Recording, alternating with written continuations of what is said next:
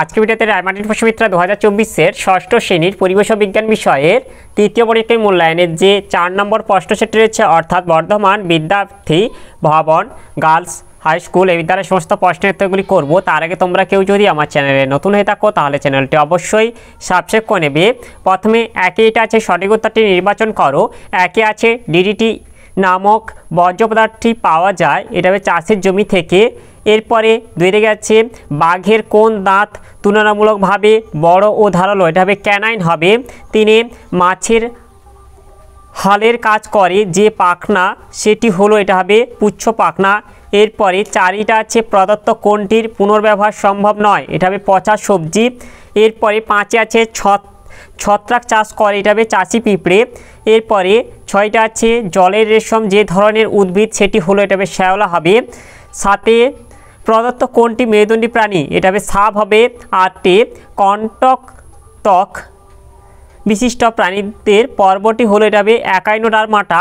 এরপরে নয়টা আছে দোকান থেকে প্লাস্টিকের ব্যাগ নিতে অস্বীকার করা, এটি 4R পদ্ধতির কোন দিককে তুলে ধরে, এটা হবে রিফিউজ। এরপরে 10এ আছে রেডিওর নব হলো এক ধরনের, এটা হবে চক্র ও অক্ষদণ্ড। এরপরে 11 কোনটি প্রথম শ্রেণীর লিভার, এটা হবে সাঁড়াশি হবে।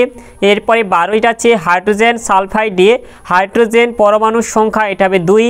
এরপরে 13 আছে যন্ত্রের চলমান অংশে ঘর্ষণ কমাতে ব্যবহৃত হয়, এটা হবে পিচ্ছিলকারক তেল হবে।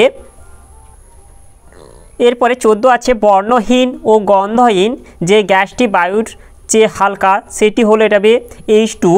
এরপরে 15টা আছে কার্বন হলো, এটা হবে অধাতু। এরপর 16 এসআইতে অণুপরমাণুর পরিমাণ মাপের একক হলো, এটা হবে মোল। এরপরে 17 আছে প্রমাণ মিটারের দ্বন্দ্বটিতে ইরিডিয়াম ও প্লাটিনামের অনুপাত হয়, এটা হবে 1:9। এরপরে 18 যেটা আছে সৌরশক্তি হলো, এটা হবে নবীকরণযোগ্য শক্তি। এরপরে 19এ আছে কোনো বস্তুর উপরিতলের পরিমাপ যে রাশি দিয়ে প্রকাশ করা হয় তা হলো, এটা হবে পার্শ্বতলের ক্ষেত্রফল। এরপরে 20 দাগে আছে প্রথম শ্রেণীর খাদক হলো, এটা হবে খরগোশ হবে। 21 দাগে কেরোসিন পাওয়া যায়, এটা হবে পেট্রোলিয়াম থেকে।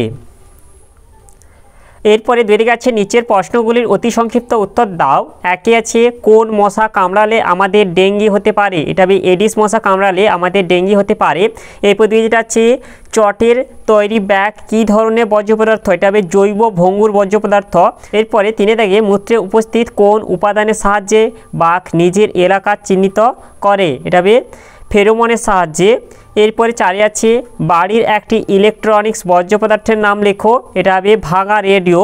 এরপর 5 আছে সমস্ত পৃথিবীতে কত সংখ্যক জীব প্রজাতি বাস করে, এটা হবে প্রায় 3 কোটি। এরপরে 6 আছে দইয়ের সাজায় থাকা কোন ধরনের অণুজীব দুধকে দইতে পরিণত করে, এটা হবে ব্যাকটেরিয়া। এরপরে 7 আছে নৌকার দাঁড় কোন শ্রেণীর লিভার, এটা হবে দ্বিতীয় শ্রেণীর লিভার। এরপরে 8 গেছে প্রাণীর উচ্চতা সাধারণত কোন স্কেলে মাপা হয়, এটা হবে সেন্টিমিটার। এরপরে 9 আছে মানুষের হাত একটি তৃতীয় শ্রেণীর লিভার, এর আলম্ব কোথায় আছে, এটা হবে কনুইতে। এরপরে 10 আছে কোনো রাশির যে সুবিধাজনক অংশ দিয়ে রাশিটির পরিমাপ করা হয় তাকে কি বলে, তাকে হচ্ছে রাশির একক বলে। এরপরে 11 আছে PH3 যৌগে পি এর যোজ্যতা কত, এটা 3 হবে।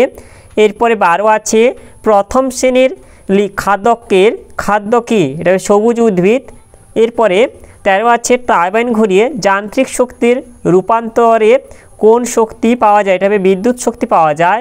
এরপরে 14 আছে মিথেনের সংকেত লেখো, মিথেনের সংকেত হলো CH4। এরপরে 3 গেছে নিচের প্রশ্নগুলির একটি বা দুটি বাক্যে উত্তর দাও। 1 আছে 4R পদ্ধতির অন্তর্গত রিসাইকেল বলতে কি বোঝো, এর উত্তরটি হলো এই যে রিসাইকেল যেটা আছে পুনর্ব্যবহার করা, ফেলে দেওয়া বর্জ্য পদার্থ থেকে আবার নতুন জিনিস তৈরি করা, যেমন প্লাস্টিক খেলনা, লোহার তৈরি বর্জ্য, কাঁচ কাগজ অ্যালুমিনিয়াম স্টিল চটের বস্তা প্রভৃতি। এরপরে 2 আছে তিমিরা কখনোই পুরোপুরি ঘুমায় না কেন? এর উত্তরটি হলো তিমিরা জলে বাস করলেও তাদের শ্বাসঅঙ্গ ফুসফুস তাদের জলের ওপরে উঠে এসে শ্বাস নিতে হয়। এর জন্য তিমিরা কখনোই পুরোপুরি ঘুমায় না। এমনকি যখন তারা বিশ্রাম নেয় তখনও তাদের মস্তিষ্কের একটা অংশ ঘুমালেও অন্য অংশ জেগে থাকে। এরপরে 3 রেখে আছে তারা মাছ কোন পর্বভুক্ত প্রাণী? তারা মাছের বৈশিষ্ট্য কী? এর উত্তরটি হলো তারা মাছ একাইনোডার্মাটা পর্বের প্রাণী। এর বৈশিষ্ট্য হলো এরা সকলেই সমুদ্রে বাস করে। সারা দেহের ত্বকে ক্যালসিয়াম কার্বনেট নির্মিত অসংখ্য কাঁটা উপস্থিত থাকে। দেহ সমান 5টি খণ্ডে বিভক্ত। এদের নির্দিষ্ট মস্তক থাকে না। মুখ দেহের নিচের দিকে থাকে। এদের নালীপথ ও জল সংবহনতন্ত্র বর্তমান। এরপরে 4 আছে কপিকল যাকে কেন্দ্র করে অবাধে ঘুরতে পারে তার নাম কি? তার আকার কেমন? এর উত্তরটি হলো তোমরা এখান থেকে লিখবে যে কপিকল চাকতিটি সর্বদা তার কেন্দ্রীয় অক্ষগামী একটি স্থির বিন্দুকে কেন্দ্র করে ঘোরে। এই কেন্দ্রীয় অক্ষকে বলা হয় অক্ষদণ্ড বা অ্যাক্সেল, যা একটি স্থির অবলম্বনের সঙ্গে দৃঢ়ভাবে যুক্ত থাকে। অক্ষদণ্ড অর্থাৎ অ্যাক্সেলকে কেন্দ্র করে কপিকল অবাধে ঘুরতে পারে।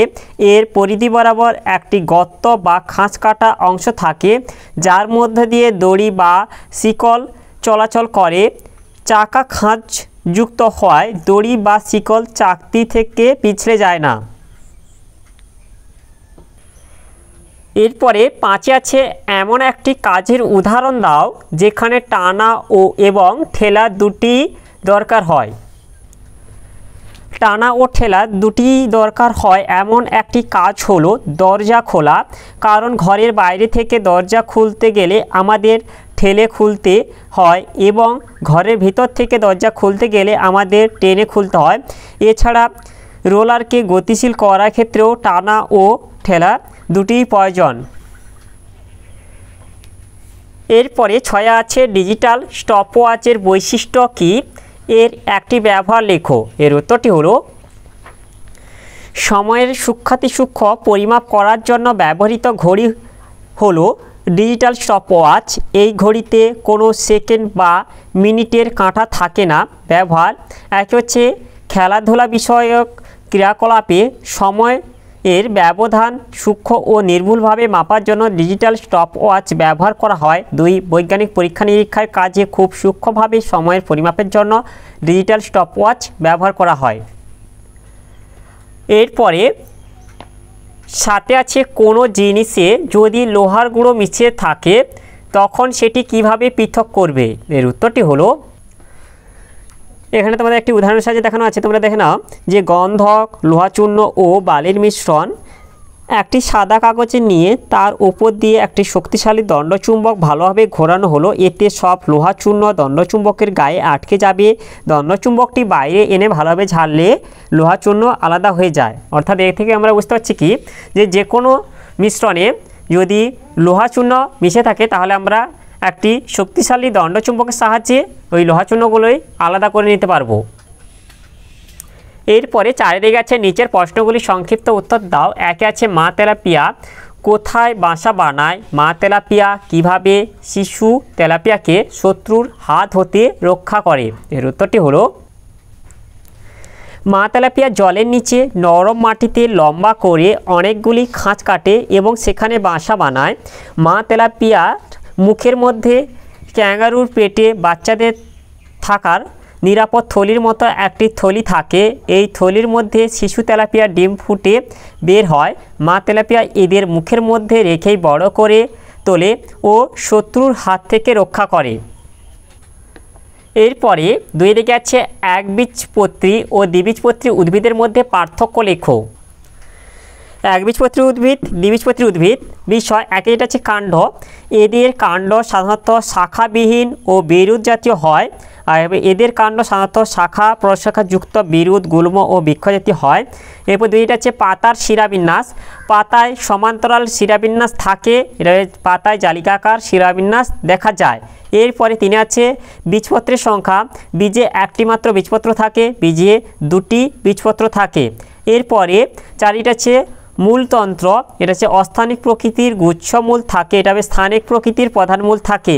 উদাহরণ ধান, গম, আর এটা হবে ছোলা, মটর ইত্যাদি। এরপরে 3 দাগে আছে যন্ত্রের পরিচর্যা কিভাবে করবে তার 3টি পদ্ধতি লেখো। যন্ত্রের পরিচর্যা, যন্ত্রের সুরক্ষা ও পরিচর্যার জন্য গ্রহণযোগ্য ব্যবস্থাগুলি নিম্নরূপ। 1 হচ্ছে ব্যবহার না হওয়া অবস্থায় বিশেষ করে দীর্ঘ সময়ের জন্য অব্যবহৃত থাকলে যন্ত্রকে অবশ্যই ঢাকা দিয়ে রাখা প্রয়োজন। 2 কাজের পর যন্ত্রকে নিয়মিত পরিষ্কার করে রাখা আবশ্যক। 3 যন্ত্রকে অবশ্যই কোনো পরিষ্কার স্থানে ধুলোবালি ও আর্দ্রতা থেকে যত দূর সম্ভব মুক্ত রাখা দরকার। 4 যন্ত্রের চলমান ও ঘূর্ণায়মান অংশকে ঘর্ষণজনিত ক্ষয়ের হাত থেকে রক্ষা করতে ওই অংশে পিচ্ছিলকারক তেল বা গ্রিজ ব্যবহার করা জরুরি। 5 লোহার তৈরি যন্ত্র বা যন্ত্রাংশকে অবশ্যই জলীয় বাষ্পের সংস্পর্শ থেকে মুক্ত রাখা প্রয়োজন, তা না হলে মরিচা পড়ে ওই অংশগুলি দ্রুত ক্ষয়ে যাওয়ার সম্ভাবনা থাকে। এই মরিচার হাত থেকে লোহা যন্ত্রকে বাঁচানোর জন্য নিম্নলিখিত উপায়ে সাহায্য নেওয়া হয়, যথা এতে আছে যন্ত্র বা যন্ত্রাংশগুলির ওপরে পৃষ্ঠে তেল রং বা সিনথেটিক এনামেল লাগানো হয়। বিতে আছে লোহার যন্ত্র বা যন্ত্রাংশগুলির ওপর কলঙ্কহীন ইস্পাত বা নিকেল বা দস্তার প্রলেপ দেওয়া হয়। সিতে ব্যবহারের পর যন্ত্রগুলিকে ভালোভাবে পরিষ্কার করে তেল মাখিয়ে রাখা হয়। এরপরে 4 আছে অ্যামোনিয়া কী মৌল দ্বারা গঠিত, এটির একটি অণুতে কোন মৌলের কটি পরমাণু আছে? এর উত্তরটি হলো এই তো অ্যামোনিয়া। অ্যামোনিয়া হচ্ছে নাইট্রোজেন আর হচ্ছে হাইড্রোজেন মৌল দ্বারা গঠিত। নাইট্রোজেন হচ্ছে 1টি ও হাইড্রোজেন হচ্ছে 3টি পরমাণু আছে। এরপরে 5 দাগে আছে জৈব ভঙ্গুর ও জৈব অভঙ্গুর বর্জ্য পদার্থের মধ্যে পার্থক্য লেখো। এর উত্তরটি হলো জৈব ভঙ্গুর বর্জ্য পদার্থ, জৈব অভঙ্গুর বর্জ্য পদার্থ। বিষয় 1 আছে প্রকৃতি। এই প্রকার বর্জ্য পদার্থ অল্প কিছুদিনের মধ্যেই মাটিতে মিশে যায়, এগুলি প্রধানত জীবজাত বর্জ্য পদার্থ। এই প্রকার বর্জ্য পদার্থ দীর্ঘদিন মাটিতে অপরিবর্তিত রূপে পড়ে থাকে, এগুলি প্রধানত অজীবজাত বর্জ্য পদার্থ। এরপর 2 আছে বিয়োজকের সঙ্গে সম্পর্ক। এদের ওপর মাটিতে থাকা বিভিন্ন বিয়োজক যেমন ব্যাকটেরিয়া, ছত্রাক প্রভৃতি ক্রিয়া করে এবং এদের পচন ঘটায়। এদের ওপর কোনো বিয়োজক ক্রিয়া করতে পারে না। এরপর 3 আছে বিয়োজন ক্ষমতা। এগুলি জটিল অবস্থা থেকে বিয়োজনের মাধ্যমে সরল অবস্থায় পৌঁছায়, এগুলি অপরিবর্তিত থাকে। এরপরে 4 আছে উদাহরণ ফল ও সবজির খোসা, পচা শাকপাতা, খড়, ঘাস প্রভৃতি। আর এটা হবে প্লাস্টিক, টিভি, কম্পিউটারে ভাঙা ক্যাবিনেট, নষ্ট হওয়া টায়ার, কাঁচের শিশি প্রভৃতি।